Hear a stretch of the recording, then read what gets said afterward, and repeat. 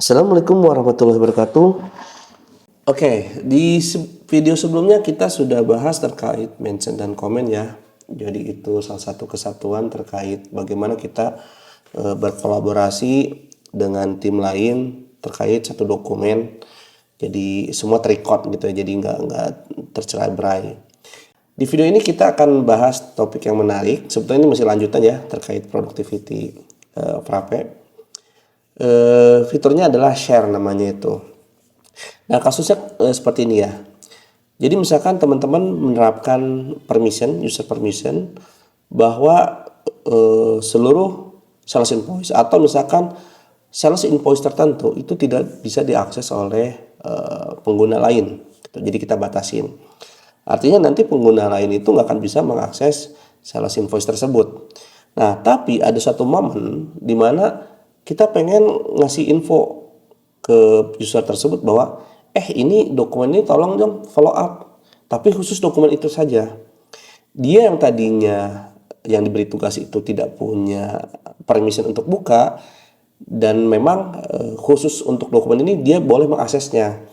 Nah, umumnya biasanya suka minta ke admin untuk dibukakan ya. Tolong dong permissionnya buka, user permissionnya. Cuman kalau dibuka itu artinya kita ngebuka seluruh dokumen, dan itu fatal ya. Apalagi misalkan dokumen tersebut sangat sangat krusial. Nah, di sini perannya nanti terkait share. Oke, kita mulai ya.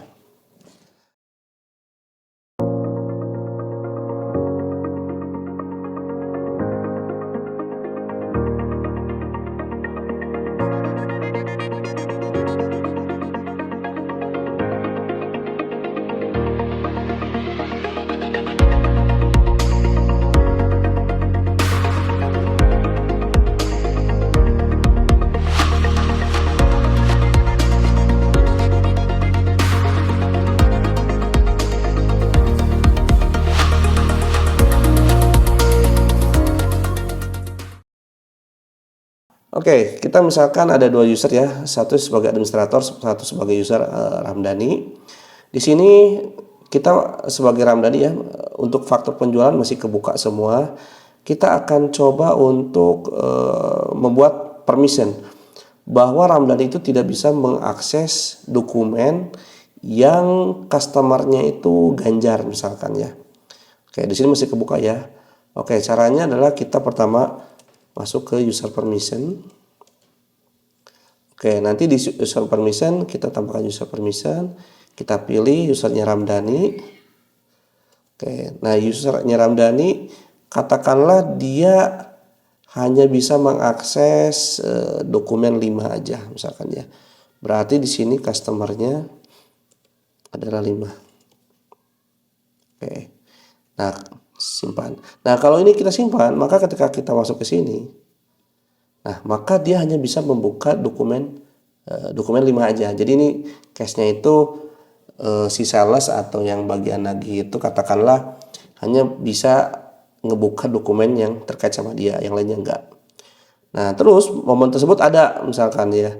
Oke, saya ingin nge-share dokumen misalkan faktur penjualan Ganjar, dikarenakan hanya orang tersebut yang tahu. Nah, kita masuk ke sini, klik Ganjar, terus kemudian kita klik di sini, lalu di sini nanti ada share. Nah, kita tinggal ketik aja nama orangnya, misalkan Ramdhani. Oke, nanti dia bisa ngapain nih? Oh, dia boleh baca, mungkin submit nggak boleh, tulis nggak boleh, share nggak boleh gitu ya. Jadi nanti kalau dokumennya draft, bisa tuh kita set dia boleh update, boleh submit, atau bahkan boleh share. Tapi kita pengen dia hanya baca aja. Kita klik add aja. Oke, setelah itu misalkan kita assign aja. Assign ini opsional aja ya, biar nanti dia ngeh aja bahwa dia sudah dikasih permission gitu. Add. Oke, maka kita kembali ke sini. Nah, ini muncul ya di sininya ya. Ini muncul assignnya, kita refresh. Nah, maka dokumen Ganjar ini akan muncul gitu.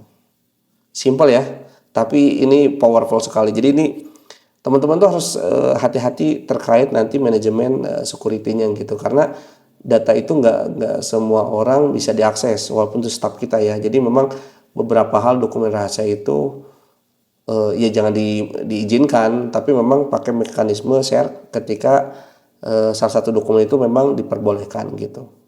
seperti teman-teman ya. Jadi benar-benar harus aware. Nah, kita coba review dulu ya. Jadi kalau user permission itu berlaku buat semuanya. Ketika kita set user permission, maka itu akan global berlaku untuk user tersebut. Nah, sedangkan share itu akan membuat exception, pengecualian. Jadi ada dokumen yang dikecualikan untuk dikirim ke sana. Terus gimana kalau misalkan kita nggak pakai user permission, udah aja langsung, ya sebetulnya fungsi share-nya itu jadi nggak berarti gitu ya, jadi nggak berguna.